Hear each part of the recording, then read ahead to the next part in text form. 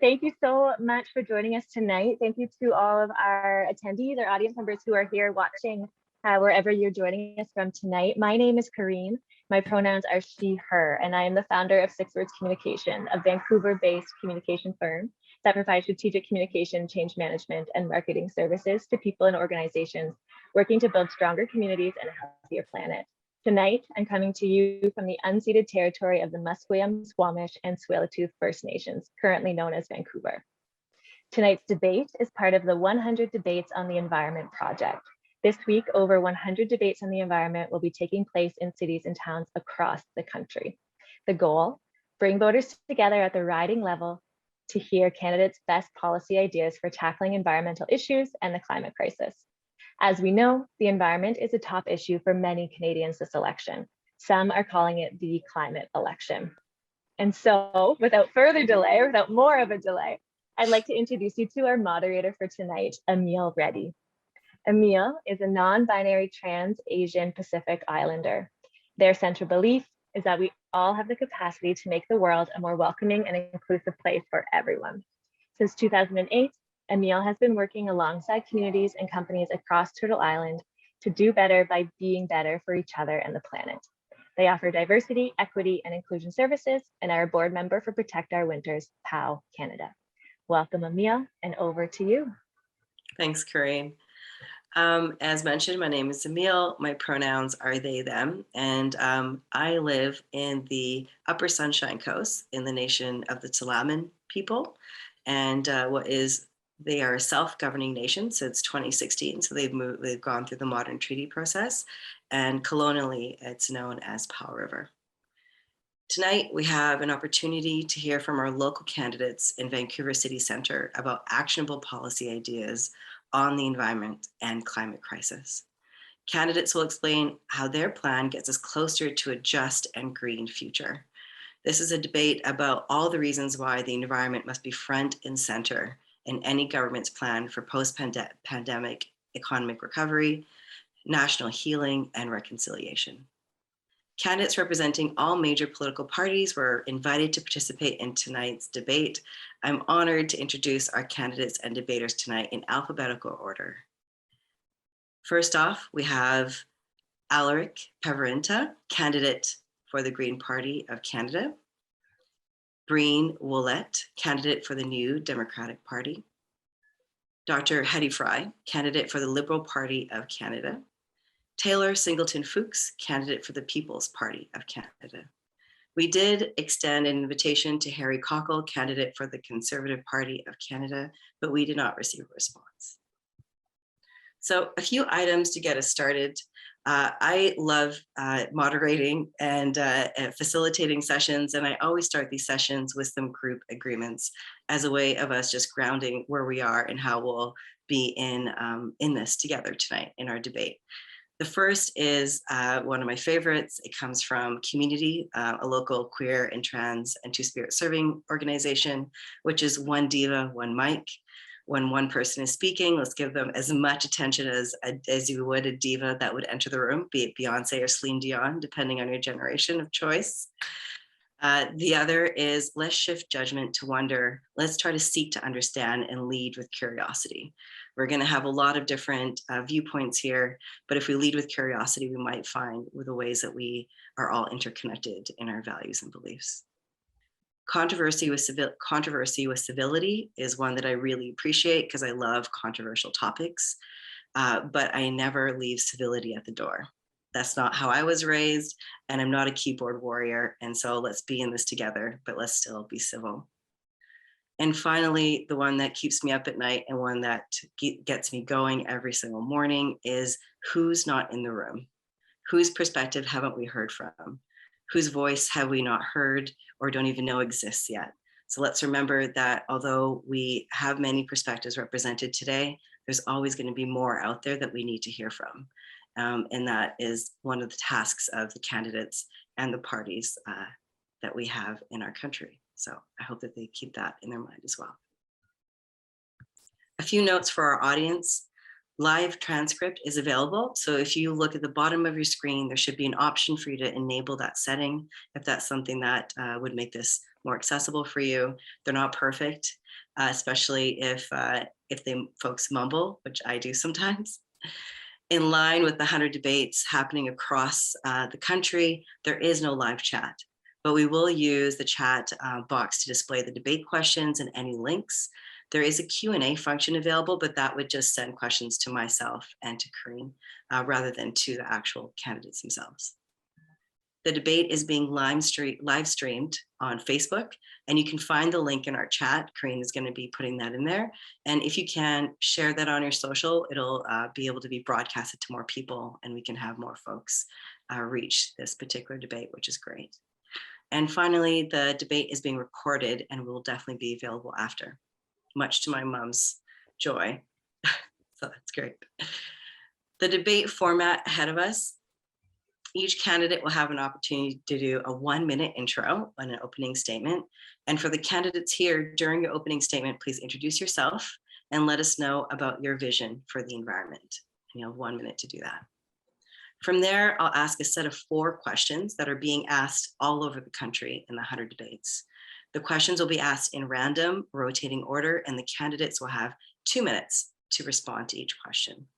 You'll notice that there might be a cue that comes up visually for folks that are on the call, both the folks that are debating and people watching, and that will be potentially Corinne holding up a red card. So just so you know, that might happen, and that might mean that that person is getting very close to the end of their time. And then you might also hear me jump in and say something like 1 minute left, or if you could wrap up your last sentence. After the first set of questions, I'll ask the 4 audience submitted questions. And thank you to everyone who submitted a question. And again, each candidate will have 2 minutes for each answer. And then we'll conclude tonight's debate with a 1-minute final statement from each candidate. Corinne will be helping keep time tonight, which I'm really, really appreciative of. And some debate standards for candidates that you need to know about is to ensure that your debate stays respectful, on time. And I will jump in if 1, your answer goes over time, as I just mentioned. 2, you go off topic, so I'm gonna bring you back into focus. And 3, if there's any interruptions or any disrespectful behavior, but I know that's not gonna be the case, right? You have a moderator with dimples, you just gotta behave, so. And then you'll hear me say something like, thank you, please move on, or you have 1 minute, or I'm gonna bring down my 3-year-old. It'll be one of those things that I might say. With that, let's begin, and we will start in alphabetical order by first name for the opening introductions tonight. So, Alaric, I'll pass it to you.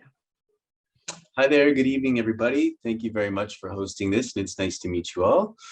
I'd first like to begin and acknowledge the land that we gather on today, the unceded territory of the Coast Salish people, including the territories of the Musqueam, Squamish, and the Tsleil-Waututh nations. So it's very important. I'd like to bring this conversation to the climate and the environment. Climate change is already impacting our communities, and we need you to help us implement these resilient measures to keep them safe. Nearly 600 people died in a sudden death from the extreme heat in BC in just 1 week this summer. That is more than the number of people who died in BC during the deadliest month of the pandemic. As hundreds of fires burn across Canada, crops wither in the field on the prairies, and marine life bakes in the ocean, people in Canada are experiencing firsthand the destructive impacts of our warming planet in real time. And we stop you right there. Yeah. That's great. Thank you, Alaric. And next, Breen. Good evening, everyone. Thank you, Alaric, for the recognition of the Indigenous peoples of this territory. My name is Breen Ouellette. My pronouns are he, him, and I am an Indigenous person originally from Saskatchewan. I come from the Métis Nation of Saskatchewan. I am a lawyer, and I was a lawyer on the National Inquiry into Missing and Murdered Indigenous Women and Girls and Two-Spirit People. And that brought a very unique perspective, both my background as a Métis person and as a lawyer on the National Inquiry, because I can tell everyone here today that Canada has an agenda to take resources from the land for the sole purpose of generating profit and Indigenous peoples are part of that cycle, and our oppression serves those profits. Please remember that throughout the night. Thank you. Thank you, Breen. And Hedy. And Hedy, you're on mute. Right, sorry about that. I'm Hedy Fry. My pronouns are she, her, elle, and ella. I'm pleased to be on the unceded territory of the Coast Salish peoples, and I would name them all, but I think you're not going to give me more than a minute. I want to say that our party is committed to ending the crisis that's facing our planet. I have been very involved ever since I was a physician and a young medical student in Physicians for Social Responsibility, which was a ridiculous name for saying that we were protecting the environment, as we saw that as the greatest public health crisis that was going to face the world. So this is something that we cannot just say we want to do. We need to have a clear, costed out plan with measurable goals. Our party has that, and I would be pleased to answer any questions that you may choose to ask me about it. Thank you. Thank you, Hedy. And finally, Taylor. Hello, I'm Taylor Singleton-Fookes, and I'm the candidate for the People's Party of Canada. And I come into this debate, I think, as a bit of an outsider, because a lot of the things that you express as truths or things that you say science agrees on, I would contest some of those claims. So I'm bringing a perspective that's different than the other candidates in this debate. But I want to emphasize that I understand that humans and the environment are completely intertwined.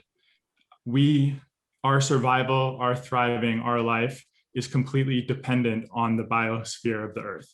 And if we push it too far, if we mess it up, it's us that suffers in the future. I think the things we need to focus on. That's it, Taylor. Thank you so much. Okay, thank you, everyone. We're now moving on to the first set of questions, and thank you for your intros. And I think that went really smoothly. You all got your 1 minute, so we're really, really doing good for time. So let's keep that rolling. I really appreciate it. These questions are being asked across the country. So these are the 4 questions that are in the national questions, and they're being asked across all the 100 debates on the environment. So for the candidates, this is for you. Please focus on what you as an individual would do to solve these environmental challenges. So think about personal accountability. And then also what you're interested in doing beyond stating what your party has done before. So then thinking about going beyond your party platform. So if those 2 pieces just as nuggets for you for some coaching for these questions. And we're going to get into the question. It's quite a long one. And so there's 2 parts to it. And so when I've got to that point, Karine is going to pop that into the chat for the folks that are watching. So question 1, COVID-19 has brought to light the links between the climate crisis, the human impact on nature, and the rise of the global pandemics. Like SARS, Ebola, and nearly 3/4 of infectious diseases, scientists generally agree that COVID originated in other animal species and spread to humans in large part because of the pressure these species brought on, these species brought on by land use changes and unsustainable consumption. These factors are also leading causes of climate change. I will ask you 2 yes or no questions that each deal with immediate measures the government can take to address these interlinked crises to protect the health of Canadians as we emerge from the worst of this pandemic. Please keep your answer to 1 minute or less for both of these yes or no questions. So a total of 2 minutes, but 1 minute per. And remember, it's a yes or no question, and then you can expand upon it for the remainder of that minute. So first, will you develop a new and credible plan to halt and reverse nature loss, protect species at risk, and meet Canada's commitment to protect at least 30% of land, freshwater, and ocean by 2030? And second, will you push your party's leadership to end all government subsidies for fossil fuels? And Corinne is putting those two questions in the chat. And Hedy, please go first. Yes, for the first question, my party is committed to actually meeting the targets of 30% of land, freshwater and oceans by 2030.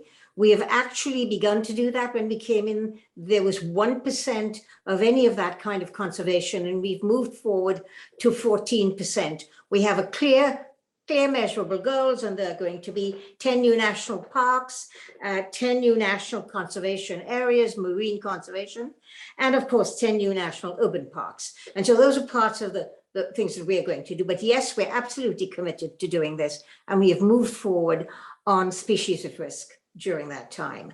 Will I push them to go further? Absolutely, because I do think that the world is changing so rapidly that any criteria we set and any goals we set will have to be upped when we see what changes occur. Great. And then for will you push your party's leadership to end all government subsidies for fossil fuels? You have one more.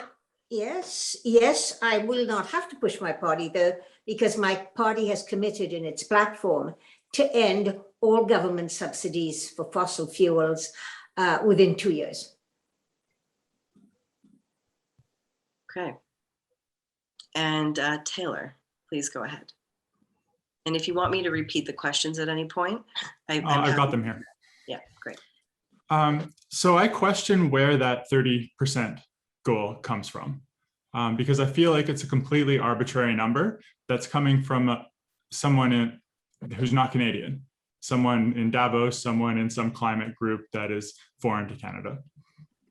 So I do think we need to preserve, and I think we need to prioritize areas that have high biodiversity. So if we're looking at things like wetlands, things like, just like the freshwater habitats, we should probably be trying to conserve far more than 30% of those, because 90% of them have already been destroyed across the world.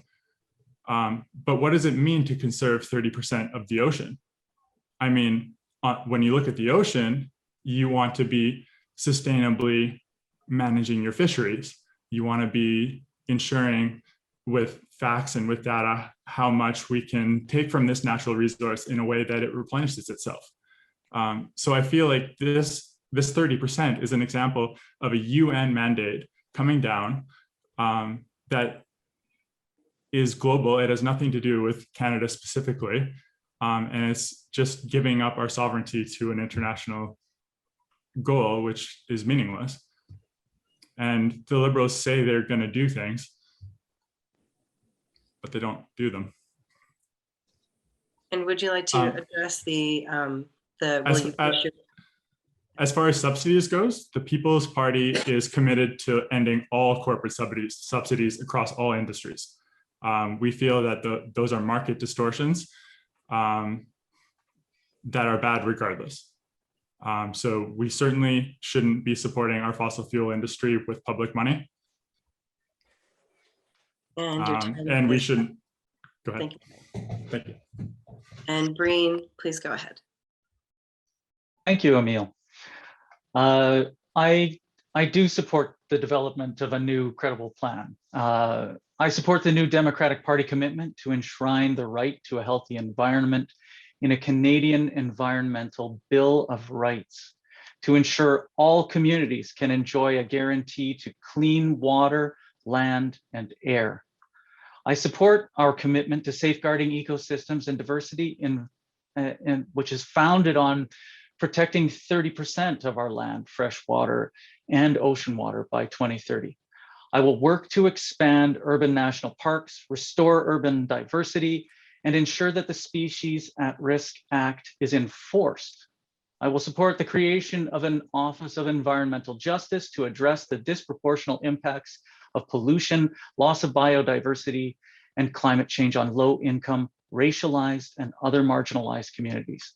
The new Democratic Party will fight for our human right to a healthy environment, a goal that I support as a lawyer. And as for pushing leadership, absolutely yes. I have a history of doing this within the New Democratic Party. And I've said often, and as recently as the Tech Talk debate last night, that the New Democratic Party will fight to end the 20 billion squandered by the federal government on fossil fuel subsidies. There is no excuse for profitable oil companies to receive these subsidies while harming our Mother Earth. Justin Trudeau promised to end these subsidies, but he's failed to keep that promise. And now we're getting another promise for another 2 years. I will work to see that every dollar of these oil subsidies is invested in a Green New Deal for Canada, in green research, technology, and flourishing green industry, so that we can achieve a bold and safe new future for generations to come. Thank you. Thank you, Breen. Okay, so thank you all for your responses. Question 2. This is another question that is a national question. I'm just going to pause for a second. Alaric, did you get a chance to? My apologies. No. Alaric, thank you, Corinne. Thank you for being my facilitator. Thank you, Corinne. Co-facilitator. Alaric, please go ahead. I think what's important to note here is we don't have time to set relaxed targets over 2 years or 5 years. We've been given an alarm bell to act on climate change. The August 2021 report of the United Nations Intergovernmental Panel on Climate Change, the IPCC, was the latest and the most explicit warning of the role of human activity in climate change and its impact on our planet. The UN Secretary General has described it as code red for humanity.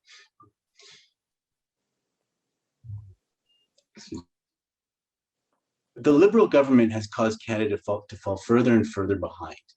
Canada has never achieved a climate target. Canada has emissions reductions target that are well below global peers. The GHGs have risen every year since 2016. Also, the Liberals bought a pipeline and have increased subsidies to the fossil fuels to the tune of $3.3 billion. A green government will achieve a net zero emissions as quickly as possible, ensure a reduction in greenhouse gas emissions of 60% from 2005 levels to 2030, with clear enforceable targets and timelines starting in 2023. Achieve net zero emissions as quickly as possible while aiming to be net negative in 2050. Ending all extraction of fossil fuels and ending all subsidies to the fossil fuels sector needs to happen now. We need to move that money to the green economy to help the eco economy grow. Thank you, Alaric. And thank you all for your responses. We'll be moving on now to question 2. Our next question is about a green and just transition. Emergency mobilizations require social cohesion, but inequity undermines such collaboration. The COVID-19 pandemic has further lifted the veil on the inequities in our society. How do you propose to tackle the climate crisis and these inequities at the same time? One required element of doing so is referred to as a just transition. What is the role of the federal government in ensuring no one is left behind in the decarbonization transition before us? You have 2 minutes to respond. Corinne is putting the question in the chat. Breen, you can go first. Thank you, Amil. I and the New Democratic Party will work to put people at the center of our climate policy by prioritizing the need of workers, addressing inequities at home, and by upholding Indigenous rights. The United Nations Declaration on the Rights of Indigenous Peoples has been passed into law. As a next step, New Democrats will build reconciliation into the heart of our plan to address the climate crisis, ensuring First Nations, Inuit, and Métis peoples are full and equal partners in Canada's efforts to confront the climate crisis. Everyone knows that Indigenous people and communities have always been at the front of the struggle to protect Mother Earth, whether it's been at the Wet'suwet'en territories or the Pachita territories, or anywhere across Canada for generations. Even my witnesses at the National Inquiry, some of the hereditary chiefs, would go out regularly to blockade forestry activity that was destructive and abhorrent. So we will create an Office of Environmental Justice to address the disproportional impacts of pollution, the loss of biodiversity, and climate change on low-income, racialized, and other marginalized communities. The New Democratic Party will fight for our human right to a healthy environment. And that's what it should be. It should be a human right. It should be upheld. It should be protected. It should be something that the courts work for us to ensure that we have a future for all generations. Thank you.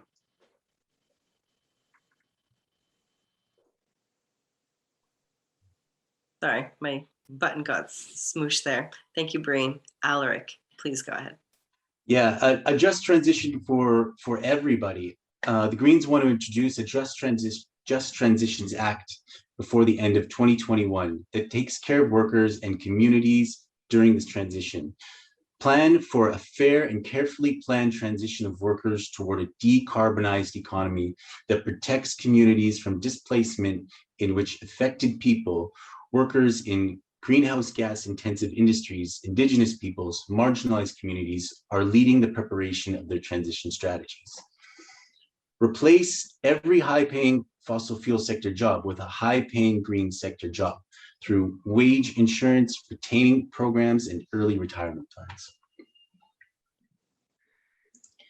In partnership with Indigenous governments and organizations, develop a national framework for Indigenous protected and conserved areas. That includes a collaborative governance, arrangements, co-management, decision-making bodies, and a supportive administration structure. Invest in Indigenous-led sustainable ocean economies and Indigenous guardian programs.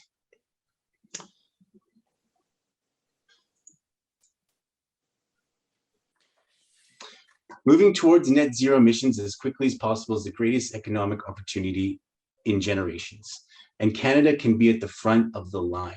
If we combine the determination and ambition of Canadians with real political will and leadership, Canada has the chance of a lifetime to become a global leader in limiting climate change, securing our planet's future, and creating one of the most competitive green economies in the world. The Green Party has a plan, and we have been calling for a non-partisan collaborative approach to the climate emergency for years. A green future is possible through an ambitious and doable plan that will secure Canada's sustainable prosperity. Thank you, Alaric. And Hedy, please go for it. Thank you. I think it's really important to know that in the spring of this year, our government introduced amendments to the Environmental Protection Act that would in fact make it the right of all Canadians to have a clean environment. So that did not pass first reading, I'm sorry to say. And so we're going to be bringing it back strengthened if we become government again. I think the question about the ability to transition is really important. One cannot actually deprive workers of their jobs while you are trying to do a change. So there has to be a transition. And that's why we talk about subsidies phasing out in 2 years. That's why we discuss why we need to do this transition. So while workers are keeping their current jobs, we are training them and we're helping them to work in a new green economy, because we believe it's possible to amend and to change the damage to our environment while actually creating green jobs. In terms of Indigenous peoples, we cannot achieve any of this without working with Indigenous peoples. They understand the land, they have protected the land for so many millennia. And I think it's important for us to learn from them and to work with them as we move forward to deal with environmental changes. That is part of what we have agreed to in UNDRIP, that mandate that we must work with Indigenous peoples in order to repair and to change what is happening to our planet. Thank you, Hedy. And finally, over to you. I'm strongly skeptical that things like the government declaring it a right to have a clean environment, or the government creating environmental justice bureaucracy, or these other options that have been put on the table by the three candidates I'm with, are going to be effective at actually changing our lives. When the government intervenes in our life, they only have so much information that they cannot effectively make changes. All government intervention comes with dead weight loss to the economy. So these radical environmental policies to destroy our energy industry and decarbonize our society are pure folly. Going down that path destroys Canadians' competitiveness, Canadians' wealth. The People's Party is not for these types of policies. We are for pulling out from the UN declarations. We are for putting it onto the community, onto the municipality, onto the individual. It is up to the individual to decide not to drive, to decide not to travel, to decide to take onto themselves their burden. The federal government just doesn't have the capacity to compel people's actions in a way that will effectively create change. It just doesn't have that ability.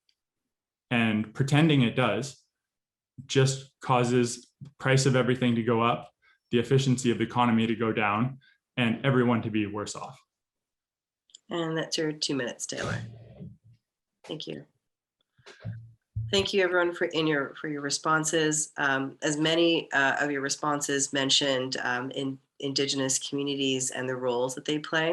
The third question is specific to that. So this is a multi-part question, so just be mindful. We'll put it into the chat, and I'll try my best to say it as clearly as possible. And just to remember to stay focused on the question at hand and how you, the two pieces of how you personally will be accountable to this change and going beyond your party platform. So just a reminder there. Indigenous people play a critical role in environmental solutions and stewardship. Will you implement the United Nations Declaration on the Rights of Indigenous Peoples and calls to actions in the Truth and Reconciliation Commission? Will you invest in Indigenous-led land use planning and the establishment of an Indigenous protected and conserved areas? So you could see these as two yes/no questions and then your answer, similar to what we did earlier. So again, please do respond to the questions in a yes or no format and then elaborate, if that makes sense. And you have 2 minutes for the full question. And Taylor, you may begin. So no, the People's Party will not implement the UN Declaration on Human Rights of Indigenous People. But what we want to do is work with Indigenous people to include them, certainly, in the planning that's going ahead. So I think no to the first one, but yes, certainly to the second, because it is a partnership that we have, and there are many stakeholders. But I think we have to be really careful about the unintended consequences of special treatment towards people because of their race. So I think Clearwater is a good example. Clearwater is a huge international company that has big modern fishing ships and takes thousands of tons of our wealth in the ocean out of it, and has a sophisticated logistics system to deliver that to. So it's a modern company with millions of dollars of revenue. And now it is owned by a collective of Native Americans from the Atlantic coast. And they're using that designation or that reality to say that Canadian laws of conservation no longer apply to them. And they're just fishing in a way that they say is sustainable, but it's not following the rules that have been set that apply to other Canadians. And I think that split of jurisdiction makes conservation impossible. We need to all follow the same rules. We can't have special treatment for race. Thank you, Taylor. That's your 2 minutes.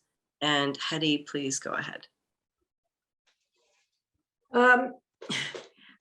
We support UNDRIP, and we have enacted it now, and it is specific in what it requires governments to do. We need to move current federal legislation to comply with UNDRIP, and that is one of the things that we're in the process of doing.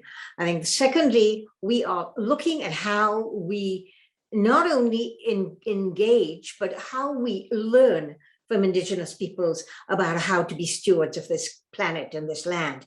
One of the most important things that we're going to do is to put, and we've already done so, put $340 million into creating leadership within conservation areas by Indigenous people so that they can have some of the resources that they need to be able to move forward.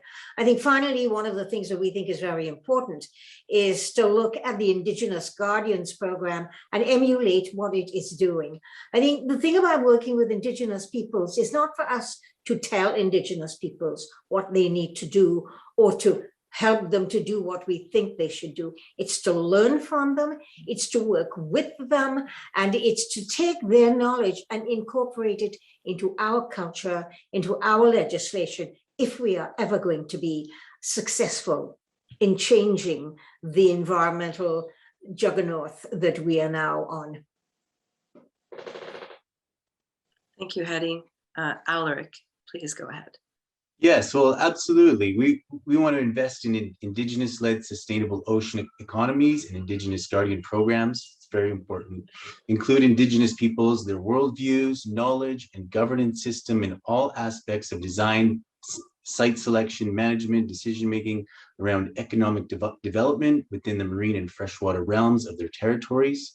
Facilitate and support meaningful nation-to-nation engagement at the local and regional levels on the management of shared marine resources to avoid future disputes over lack of clarity on fisheries law. We want to work together. And regarding UNDRIP and the Truth and Reconciliation Commission, would you like me to read that question, part of that question again? Yes, can you? Yes, please. Of course. Will you implement the United Nations Declaration on the Rights of Indigenous Peoples and the calls to action in the Truth and Reconciliation Commission? Yes, of course. That's of course. Okay. Thank you, Alaric and Breen. Go ahead. Thank you, Amil. I apologize to everybody. I'm about to go very heavy. I will support everything in the 2 questions, but I will do so much more. Many Canadians do not realize this, but we live in a constitutional apartheid. Here is why. Canada's constitution sets out the split of powers of the federal and provincial governments over property and property relationships, things like banking and copyright. But the federal powers at Section 91, Item 24, also list control over Indians and lands reserved for the Indians. As a lawyer, I know that a list in legislation is legally interpreted by the type of category that the items generally fit. Remember, the category is property and property relationships. This means that Indians are a form of pseudo-property under our Constitution, our highest law. And Indians has been found by the Supreme Court of Canada to include Métis people like me, the Inuit, and First Nations.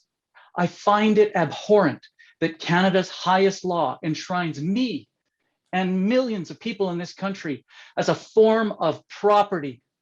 I hope that you also find it abhorrent. But it also explains very well Canada's relationship with Indigenous people.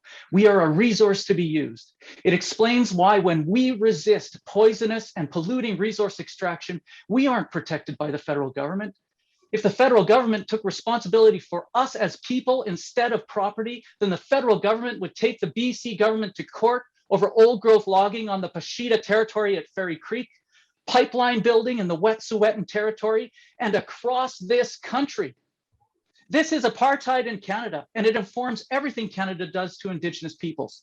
As our member of parliament and a lawyer, I will fight to remove this poison from our laws. I hope that you want that too.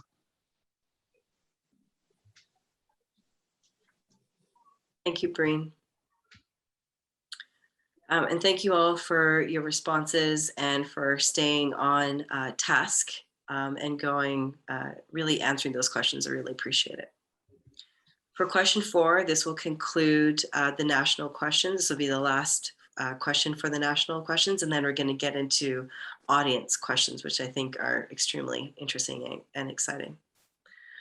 Will you join the All-Party Climate Caucus to work collaboratively with MPs from across the aisle on policy solutions? So please respond with a yes or no and how you will achieve this. And a reminder, you have 2 minutes. Alaric, please respond first. The Green Party does have a plan, and we've been calling for a non-partisan collaborative approach to the climate emergency for years. A green future is possible, and through an ambitious and doable plan that will secure Canada's sustainable prosperity.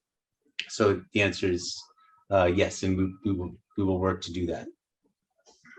And the second part would be, how will you achieve this?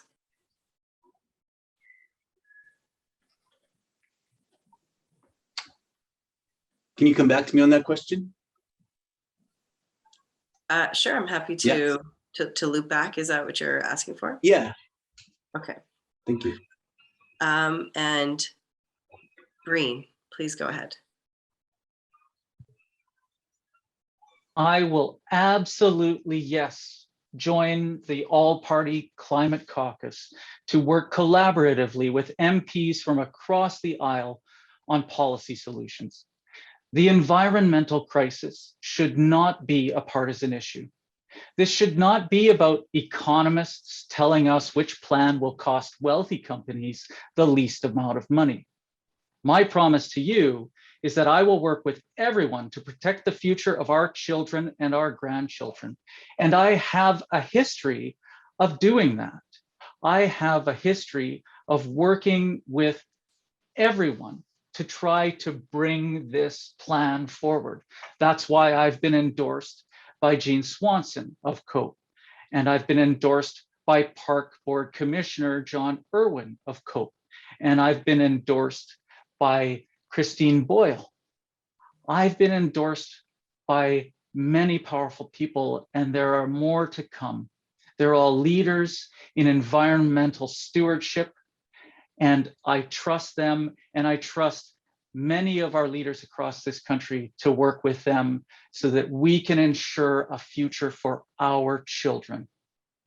Even on my radio appearances on CKNW, I have worked with Diane Watt, a former Conservative MP. When I first started talking with her, she wouldn't use the word genocide. The last radio appearance I had with her, she was talking about genocide. We can change minds for a better future, and I promise that I will do it. Thank you. Thank you, Breen. And Taylor, please go ahead. So I really think the primary motivation for me to trying to get involved in politics is to renew what democracy is supposed to be. And what is the House of Commons? What is Parliament other than an all-party caucus to have real discussion about real issues? But our Parliament has lost that actual debate, that actual conversation that's meant to try and bridge the gap between people, bridge the gap between regions, and actually come to solutions. So I would use the platform of Parliament for what it is actually meant to do. It has become a talking shop for sound bites, and it's become just people reading out their party platform, and it has lost its way. Democracy requires our representatives to authentically engage in conversation. And I would go into Parliament with that intention, to understand what all the other MPs from across this country really think, and to try and really define what the problem is and talk about creating laws that will actually help people and can actually get passed. The all-party caucus should be Parliament, and Parliament should be a place for real discussion. And the People's Party will attempt to renew that aspect of our democracy. So just for clarity's sake, Would you join an all-party climate caucus, just as a yes or no? No. Okay. And Hedy, please go ahead. Absolutely. But I wanted everyone to know that there is already an existing all-party climate caucus and that we meet regularly. I think one of the things that you can do with an all-party caucus, and I've been around Parliament long enough to know that we have achieved many things with all-party caucuses. Breast cancer initiatives, violence against women have been issues that have been brought together and agreed on because of all-party caucuses. I think that it's important that we use, however, as a caucus when we move forward, and this is what we are doing currently in the current all-party caucus, is to look at evidence-based and science-based responses to some of the challenges we face with regard to climate change, and to therefore ensure that what we are doing is not only science-based, it's not only based on evidence, but it also has measurable goals and objectives that we can measure whether we're getting where we're going, and it's not just rhetoric. Thank you, Hedy. And Alaric, looping back, you have about 30 seconds to respond with how you will achieve this. Thank you. Yeah, in addition to the caucus, we need to create an independent, scientific, non-partisan, diverse climate council to advise the government. So we need to create an independent, non-partisan council composed of First Nations, Inuit, Métis representation, climate scientists and researchers, youth and representatives from communities that are the most affected by the climate emergency, to advise the government on the development and implementation of its climate change policies through a lens of environmental justice and eradicating environmental racism. Thank you, Breen. That concludes the first part of our debate, and I want to thank the candidates for their candor and for their commitment to answering the questions. And I appreciate you allowing me to hold you to task to make sure that we get the questions answered. And we're going to get into what I think is a really fantastic part of the debate, which is the 4 audience and community group questions. And again, thank you to everyone who submitted a question. They were exceptional, and it was hard to choose just 4. For folks that didn't have their question chosen or selected, please know that you can reach out to the candidates directly. So we've tried to select a variety of local questions and issues for our conversation tonight. And again, the questions will be asked in random and in rotating order, and each candidate will have 2 minutes to speak. So the first question is about old growth. The first question comes from For Our Kids, Vancouver. From For is a really hard thing to say back to back, I'm just going to say.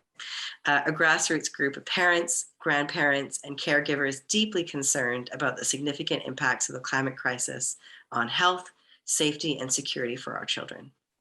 Science shows that the destruction and mismanagement of old growth forests will accelerate climate change and biodiversity loss.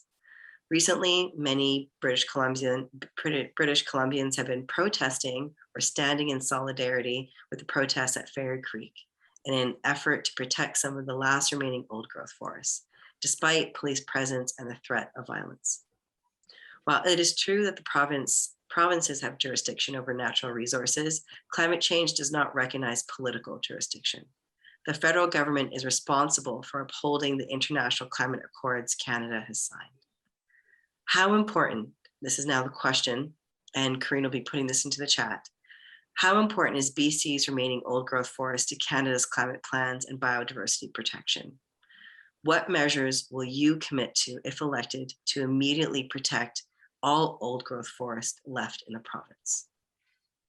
Breen, please respond first. Thank you, Amil.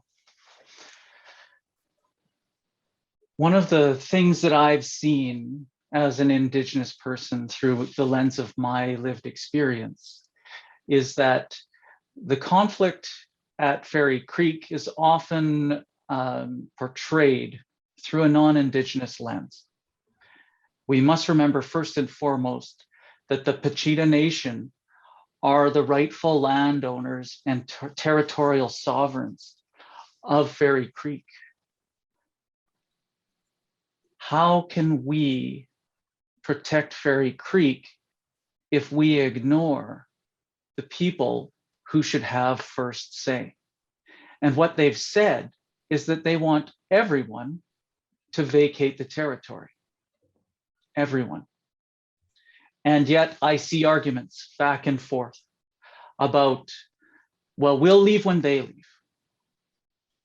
That isn't centering the Indigenous landowners. And as I explained earlier, Canada has a poor track record of centering Indigenous sovereign nations because we aren't treated as sovereign nations. We're treated as property. We're treated as an obstacle. As a member of Parliament in the government of Canada, I would push the federal prosecutor's office to bring legal action on behalf of Indigenous peoples against the province of British Columbia to prevent old growth logging in the Pachita territory. If the Constitution was truly about protecting people and not treating them as property, that would be the proper response. Canada has never done that. All Canada does is use us as an excuse to tag team with the provinces across this country on resource extraction.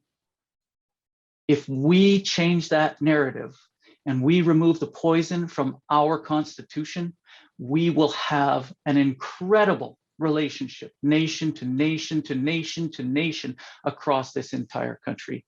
That is what I will do. Time. Thank you. Thank you. And Taylor, please go ahead. For me personally, I think what we should be doing is protecting our areas of delicate biodiversity and protecting our natural wonders of nature. And the old growth forests are definitely natural wonders of nature. It is not conscionable to allow logging of those trees. Sometimes they're damaged, sometimes they need to be cut because they have been hurt and they pose a danger. But other than that, I really think that there are a lot of trees in Canada and there is a lot of opportunity for sustainable logging and resource extraction, which is actually useful for managing our forests and preventing large fires. And we should be managing our forests in a better way to prevent fires. But the old growth trees, I would fully support legislation that prevents and protects those trees. Thank you, Taylor. And Alaric, please go ahead. Old growth logging needs to stop immediately. The forestry industry is typically a provincial jurisdiction, and the provincial NDP is not doing enough. This is a threat to national efforts to stop the climate crisis. BC's majestic old growth forests are in a crisis. Every 2 hours, 2 football fields of ancient forest, including 800-year-old trees, are being clear-cut, logged. As the climate crisis, insect infestations, and forest fires intensify, one of our best defenses against them, old growth trees, are being logged to oblivion. 75% has been logged and only 8% is protected. And what's worse, they're being exported as raw logs, so we're reaping minimal benefits from the loss of these very precious trees. One of the best carbon sinks on Earth, these trees hold significant value to Indigenous peoples and are essential for salmon and watershed health. They draw tourism from around the world and hold so much water that they're a line of defense against increasing forest fires. Thank you, Alaric. And Hedy, please go ahead. Thank you very much for that question. In fact, we have been working with British Columbia government to protect old growth forests. We've created a fund that the federal government has transferred to the British Columbia government in order to go about doing that protection of old growth forests. I think it's really sad that the people at Fairy Creek who are protesting the logging of old growth forests cannot do so according to their right in a democratic society to peacefully protest. I know most of them are peacefully protesting. I've seen videos of the peaceful protests. So we have determined that we will protect old growth forests. And for that, we have already started to work with the British Columbia government with a fund, and funds are needed, money is needed for resources to do that kind of protection. Thank you, Hedy. The next question is on reducing emissions. Over the past decade, Canada has had the highest emissions growth of all G7 countries. The IPCC just issued a code red, which has been mentioned earlier. We need to reduce our emissions now. If you are elected MP, would you work to cancel the Trans Mountain Pipeline expansion and divest from oil and gas projects? So I want you to think about this question from the perspective of the overarching questions, but also the yes, no. If you are elected MP, will you work to cancel the Trans Mountain Pipeline expansion and divest from oil and gas projects? And then the overarching questions around emissions. Alaric, please respond first. Yes, we need to end all extraction of fossil fuels immediately, cancel all new pipeline projects, beginning with the Trans Mountain, cancel all new oil exploration projects, including in the offshore, end leasing of federal lands for fossil fuel production and retire existing licenses, ban hydraulic fracturing, and all subsidies to the fossil fuel sector, with which the government subsidizing to the tune of $3.3 billion, phase out all existing oil and gas operations so that they continue on a declining basis, with bitumen production phased out between 2030 and 2035, require federal public investment funds, including the Canada Pension Plan Investment Board, to divest from fossil fuels, ensure companies are held accountable for paying for costs of cleaning up and restoring land instead of passing these to the public. Thank you, Alaric. Hedy, please go ahead. Thank you very much. I think the key here is to look at greenhouse gas emissions and to cut pollution. And I think we can't do that if we actually cut people's jobs. There needs to be transition. One cannot do these things immediately, as I'm hearing a lot of people saying. There's a phase out. And what we're trying to do is to phase out these jobs that depend on a pipeline like Trans Mountain in order to get green jobs and to retrain workers to work in a green economy. I think that's important. I think secondly, that's not the only thing that will deal with greenhouse gas emissions. And I don't know if I'm going over what you're asking in terms of the question, but I think greenhouse gas emissions have to be reduced in other ways. I mean, one of the things we have done is we've moved to electric buses. We have invested in transit. We are now giving people a rebate in order to buy electric cars, electric vehicles, zero emission vehicles. And in fact, we're going to demand that we have the amount of fossil fuel burning vehicles by 2030, and by 2035, it will be mandated that there will be no more fossil fuel burning vehicles. We're working with livestock and with agriculture, because as we know, methane produced by livestock can actually increase greenhouse gases. So we're working everywhere to reduce this and thinking about a blue economy in which we can grow seaweed. And we know that seaweed fed, it's been shown scientifically that seaweed fed to livestock will lower the greenhouse gas emissions, the methane emissions of livestock. So we need to look at this from all perspectives, to look at every way. And of course, we know, and it's been shown and proven, that putting a price on pollution, you only have to look at Norway to see, is one of the single greatest ways to demand that industry start cutting their greenhouse gas emissions. So these are some of the things that we're working on. I always say there is no silver bullet. There's no one single answer. We've got to look at all the factors that influence a problem and then work on all of them simultaneously. And just for clarity's sake, Hedy, just if you could answer yes or no, if you are elected MP, will you work to cancel the Trans Mountain Pipeline expansion and divest from oil and gas projects? I have already been doing that. I wrote an op-ed piece in the Georgia Strait a couple of years ago when this was all being debated, saying that I did not, and I did not vote for it when it was brought up in the House. So, I have taken a stand on this because I think it's important to take a stand. So I've done it already. I will continue to do it. So is that a yes? Yes, yes. Great, thank you. And Taylor, please go ahead. I must defend our oil and gas workers and our oil and gas industry.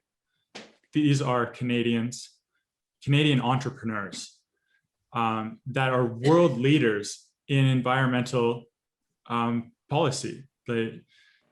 The extraction of oil that happens in countries like Saudi Arabia and Venezuela does not have the standards of environmental, the standards of environmentalism that Canada has. Canada has a lot of common sense environmental policy, and our companies are world leaders in things like tailing pond reclamation, about drilling with low surface impact, about safety of transport, especially in pipelines. If we don't use our own oil, if we don't have a pipeline to have Canadian energy security, what are we doing? We're importing oil from Saudi Arabia. It's just strategically and geopolitically dumb not to use our resources and not to be an energy powerhouse. Canada is well positioned, and we should build our pipelines and we should support our oil and gas industry. The idea to shut it down it's madness. It's not right. And I think the reason for that is the UN's call of this code red, this concept that we're entering into a exponential catastrophe because of our impact on the atmosphere, is very questionable and is not something that all scientists relate. There are many factors, and our models have consistently been wrong. So why do we still continue to believe those models that have been wrong? And Taylor, that's your time. And just for clarity, if you could just answer yes or no. If you are elected— Build the pipeline, keep the pipeline. So, sorry, that was a no. Yeah, no. And Breen, please go ahead. Thank you, Amil. I think it stands to note that the pipeline is an expansion project, not a phase out. So when we don't see a clear commitment from the Liberal Party of Canada to stop the expansion, what we're talking about is increasing the capacity of a pipeline to bring oil up out of the ground and move it to market at record speeds. So forgive me for questioning whether or not blue algae is going to be sufficient to adjust to tripling the output of Canada's oil to market on the West Coast. We have to end the TMX. Yes, we have to end it. And we have to divest from oil and gas projects. It will cost money to do that. But good work doesn't just happen on rainbows and puppy dogs and wishes. Sometimes you have to make the hard choice. You have to say, we're going to do this. The urgency is there. It needs to happen. And to reduce emissions, we can take all kinds of steps as a federal government.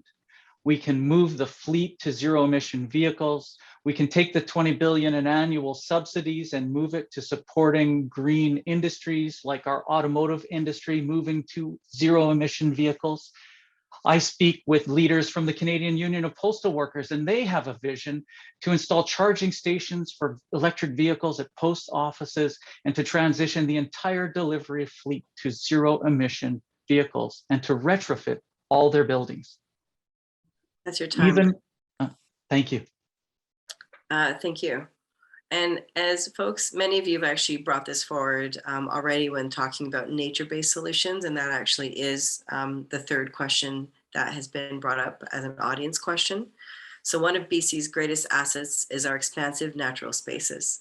Protecting, managing, and restoring BC's forests, grasslands, agricultural lands, oceans, and wetlands can help. It can help sequester and store vast amounts of carbon. We have an opportunity to protect and improve our province's biodiversity, as well as use the environment's natural assets to adapt to our changing landscapes. How will you take a nature-based approach to tackling the complex issues of climate change? And Corrine has just put that into the chat. And Taylor, please go ahead.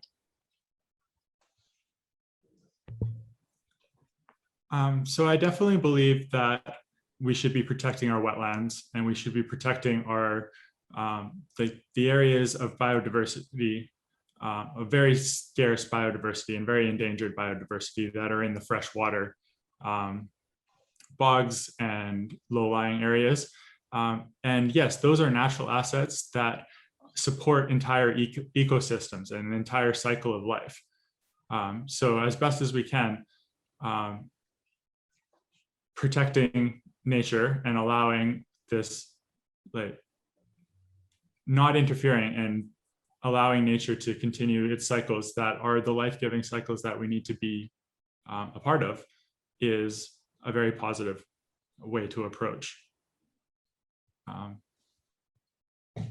solutions.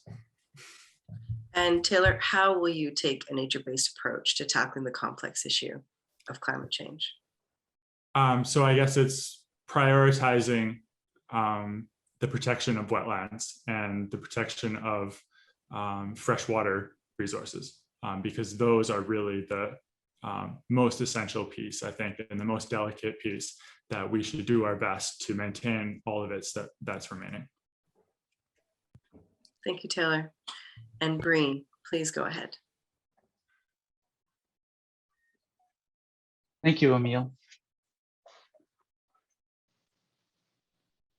I was having a chat with Grand Chief Stuart Phillip and Joan Phillip the other day, and we were talking about the fires that have been raging across the province.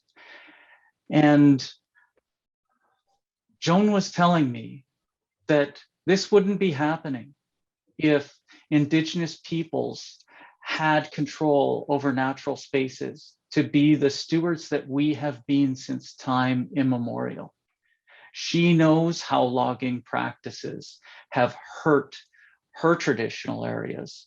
And I know from my time on the National Inquiry traveling across this country that other hereditary chiefs and local Indigenous peoples across the province have said the same thing. You can find these statements even mixed in with the testimony of the National Inquiry families and survivors of violence. So one of the best ways that we can utilize our natural resources is to return their stewardship to Indigenous peoples who have the best means and the longest track record in history of doing the best for our environment. Thank you. Thank you, Breen. And Hedy, please go ahead.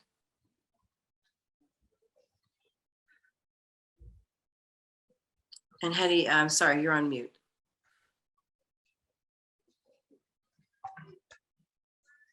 Okay, can you hear me now? Perfect. Sorry, I was just coughing. I have a tickle. Anyway, we're committed to meeting the 30% targets of protection for freshwater, oceans, inland, bogs, etc. by 2030. And one of the things that we're committed to doing that is also by building urban parks and by building nature reserves and by moving forward on marine protected conservation areas. We came in, there was only 1% protection for those. We've already moved to 14%. And again, we're committed to this 30% by 2030. But I think it's very important to remember how we as a country produce 20% of the world's fresh water. Ensuring that that fresh water is clean and that is able to be useful to the world one day, if we ever have increased climate change droughts that are inspiring the world, is an important thing. It's a responsibility to the international community that we do this. So not only is keeping wetlands, etc., safe, and oceans, important for the creatures that live there, and important to keep them safe, but it's also important for us to bring down greenhouse gas emissions, and as well, it's an important responsibility we have to the world to keep our fresh waters safe and clean. Thank you, Hedy. And finally, Alaric, please go ahead. Thank you, Amil. We need to protect and restore biodiversity and our ecosystems, support Indigenous-led protected and conservation areas, and fund stewardship of these lands and waters by Indigenous guardians. We need to implement Canada's international commitments under the Convention on Biological Diversity and follow up on protocols. Protect a minimum of 30% of fresh waters and lands in each Canadian ecosystem by 2030 and 50% by 2050, prioritizing carbon-rich ecosystems. We need to halt habitat destruction by 2030 and restore the most negatively affected ecosystems, such as wetlands, by 2050. Prioritizing carbon-rich ecosystems. Expedite recovery plans and implement national and international commitments to reverse species loss. We need to scale up funding for nature-based solutions, initiate a national urban biodiversity regeneration strategy to expand green spaces, address environmental racism, and protect urban sensitive species such as birds. Enhance federal science capacity to inventory and prioritize ecosystem species at risk and invasive species, and the list goes on and on and on. We need to protect and restore biodiversity and ecosystems. Very high priority number one. Thank you, Breen. And that brings us to our last audience submitted question. And this is about what has been deemed the climate generation. And I do feel like this is a great way to end the debate. It's a question that Corinne and I selected from the questions that were available to us, because I do think this is a fantastic way of ending on not only party accountability, but personal accountability for the generation that is our future and is the most impacted by what is happening right now. So I do want you to take a minute to think, sorry about that, to think about the question that I will ask, and really speak from the perspective of your party, going beyond your platform, but also your own personal accountability. Climate generation is the question. Generation X, Millennials, and Generation Z, RZ, in Canada, are considered the climate generation. Those who grow up in the face of the growing climate crisis. Why should these generations, who arguably have the most to lose, trust you to act on the climate? Hedy, please go first. Well, I will start by saying I have to speak about my party first. And I will start by saying that my party is committed to this planet and to in fact, decreasing greenhouse gas emissions and doing all of the protections that we need to do, as we said earlier, of wetlands, etc. And of course, of protecting species at risk. But I think this is not just because my party said so.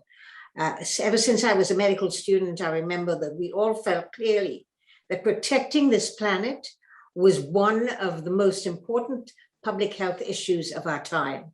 Even then, and I won't tell you how long ago I was in medical school, but even then we felt that this was a major public health priority. I suppose after COVID, and as we see the beginning of pandemics, I think we know that we can't call it the only priority, but forest fires in British Columbia, watching floods ravage Germany, watching around the world the climate change occurring that is putting people's lives at risk, that is putting the lives of innocent children at risk, children who are getting increased amounts of asthma because of pollution.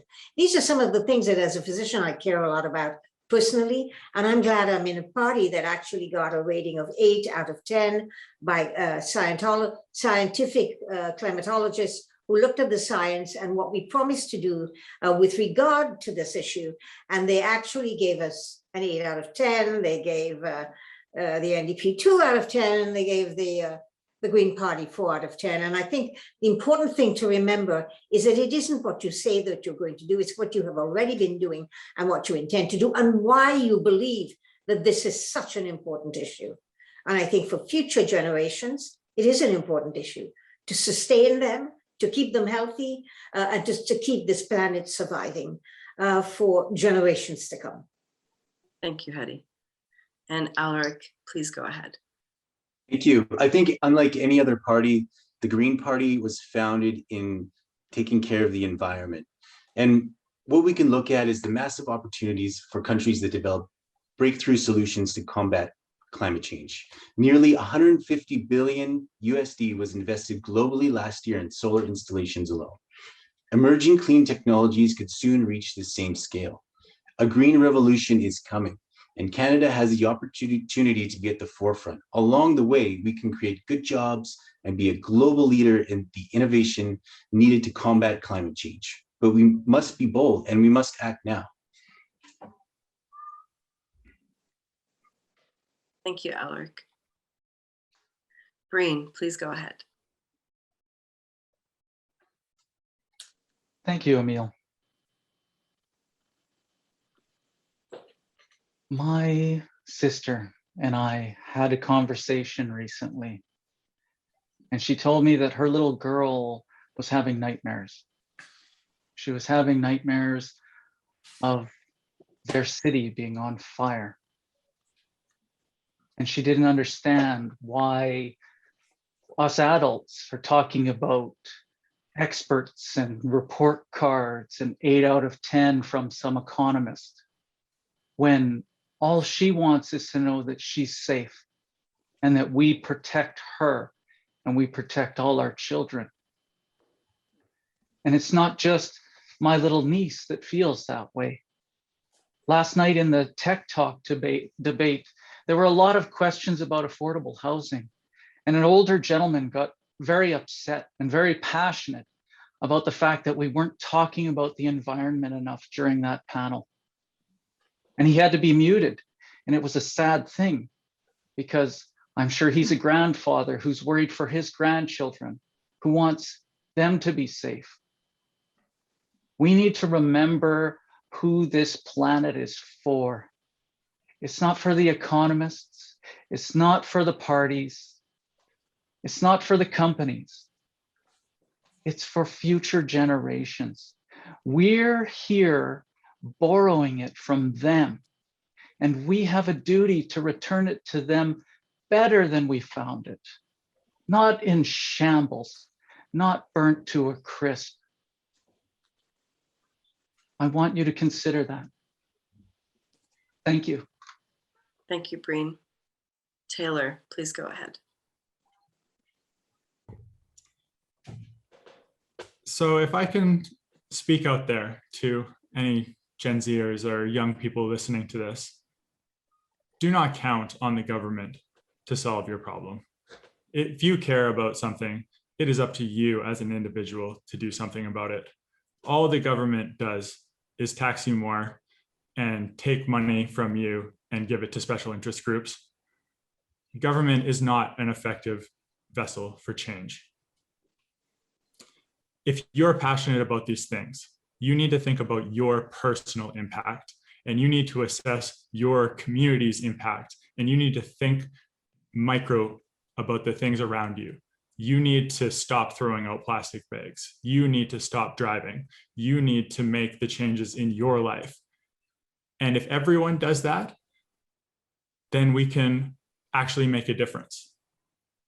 Do not think the government is going to be able to solve these problems. Do not think that all these promises coming from these parties to fix things is going to do anything. It has to come from the individual. It has to come from the community. It has to come from the municipality. It has to start from the bottom up.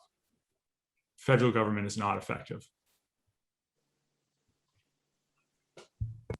Thank you, Taylor. And thank you, everyone. That concludes the formal question section of our debate.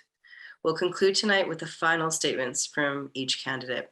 And I just wanted to thank the candidates for answering the questions and for staying focused to what the questions were and answering to the best of your ability in your party's platforms, as well as your own personal beliefs. So thank you from me and my behalf as well.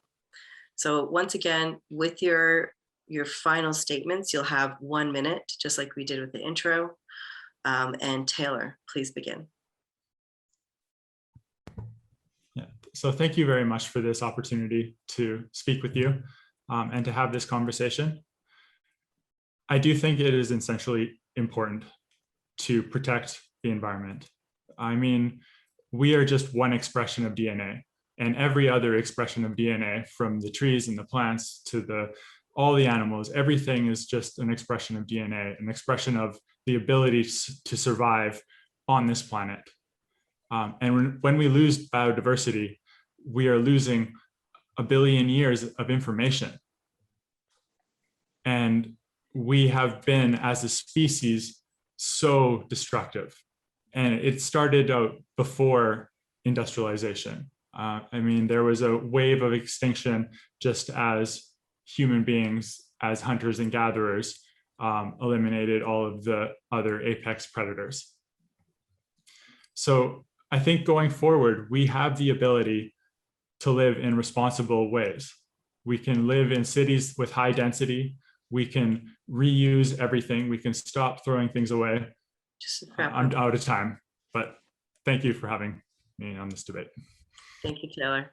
I appreciate that. And sorry, who was the next one for the wrap up? Alaric, please go ahead. Well, thank you for hosting this event. It's been a pleasure. It's nice meeting all of you here as well. Taylor, Breen, and Hedy, Amil, and Corinne. It's been a great conversation, and I really appreciate this time with everybody.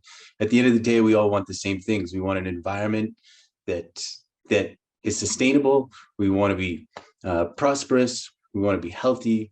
Sometimes political parties can create divides more than they do unite. But Canada has the chance of a lifetime. And if we combine the determination and ambition of the people of Canada with real political will and leadership, Canada can become a global leader in limiting climate change and in creating one of the most competitive green economies in the world. We need you to join us in supporting an ambitious plan to go beyond the weak climate targets that have never been met by liberal or conservative governments. Green policies are bold and collaborative and can achieve net zero emissions well before 2050. Thank you, Alaric. And Breen, please go ahead. And you're on mute. It's a quote from 2020, everybody. Everybody does it. Thank you, Amil. If our listeners will remember, at the top of this, I asked you to listen to the questions and the way they were framed. So now I'm asking you, was this about companies and experts and governments, or was this about people and children and all our relations? I want to be Vancouver Centre's first Indigenous warrior MP. I want to bring a new type of values to the highest government in Canada. I want to do it for all of us. And I hope you want that too. Thank you. Thank you, Breen. And Hedy, please go ahead. Thank you very much. I think having been in government and in opposition for many years, I can tell you that all of the rhetoric doesn't work unless you have a plan, unless that plan is costed out, unless that plan is shown to have measurable goals and targets, and unless that plan is based on evidence and science. I think the Liberal plan is based on all of those. We have actually scored not only with climatologists who have given us a high score, but we are actually #1 in the G7 and #2 in the G20 in terms of the ambitious plan that we have to deal with climate change. And so I just want to say, it's not about talking. Talk is cheap. I can tell you all kinds of things, but that may not be what happens. I think we need to get action moving. We don't have a lot of time to waste. We've seen the climate change is here and it is immediate, and we need to do something about it right away. And so that's what I promise you will happen if you elect a Liberal government and you elect me, because everyone who knows me knows that I'm pushy as anything and that I never back down in the fight, especially within my That's probably a great way to wrap it there, Hedy. Thank you. So I wanted to thank, as I mentioned, the candidates that joined us. I just wanted to share some reflections that I had as far as the things that I heard today. And one of the things that I said to the candidates before we joined the session was we really need to be hard on the problem and to be soft on the person. Because at the end of the day, we all have different ways of seeing a problem, and diversity of perspective is the way that you're going to find answers to questions that you don't even know exist yet, if we are hard on the problem but soft on each other. And so I thank the candidates today for staying true to not only what their values are, I'm sure that's what brought you to the political party that you're at, but also staying true to the fact that we need to focus on the issues that are at hand and look at the problems holistically. As some of the candidates mentioned, when we think of the planet, we can't not also think about the people that inhabit it. When we think about the people, we can't not think about the economy that supports those people. And it is all cyclical and it is all connected. And having Indigenous-led solutions and stewardship is the way forward. And I'm thankful that we did bring that to the forefront. I'm thankful that we did talk about climate justice, because climate justice and climate action are intertwined, and an intersectional approach is the only way that we will create holistic and resilient change. So thank you to everyone in our audience for joining us tonight. By being here, you demonstrate how important the environment and climate crisis is to this election. A special thank you to our event organizers, including Neelam Chadha, Hannah Campbell, Jenna McNeil, Elias Campbell, and Kareen Impey. And finally, thank you to our candidates for participating. I feel like I'm close enough to you now that I'll just use your first names, as I've been doing all night. Alaric, Breen, Hedy, and Taylor, thank you so much for being here. And please, for those out there watching right now and those watching later, please remember to vote. Make a plan to vote. Advance voting starts Friday, September 10th. The election day is Monday, September 20th. If you're looking to vote by mail this year, you must apply before Tuesday, September 14th. I did, and I felt really great about it when I pressed that button. And you need to do it by 6 p.m. Pacific time. You will vote using a special ballot process, so you need to get that completed. Elections.ca will have all the details and also tell you where your polls are. Remember, you need to have your voice heard, and one of those ways to do that is to vote. Get out there and have your voice be heard. And remember, we're always thinking about who's not in the room. And so if you know someone who needs help getting to that poll, a little bit of support filling out that form, please help each other, because we need all of our voices heard. I want to see record numbers of people showing up and getting their voices heard. Thank you so much for coming tonight. And thank you. Good night. Good night. Good night, everyone. Good night.